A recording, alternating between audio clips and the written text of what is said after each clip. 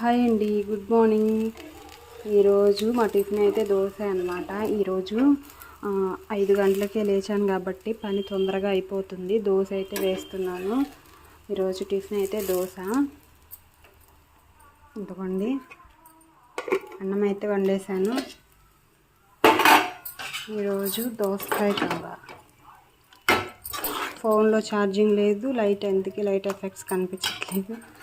దోసకాయ కూర మా వారికి మా సాయికి క్యారేజీలు పెట్టడానికి బాక్సులు రెడీగా ఉన్నాయి.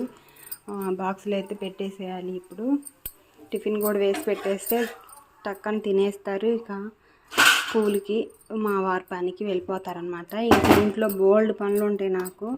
ఆ ఒక్క పనే ఈ క్యారేజీ పెట్టడం అయిపోయిందంటే సగం పని అయిపోయినట్టే. ఇది మినపపిండి, అందుకే దోశ పిండి ఇంత గట్టిగా ఉంది.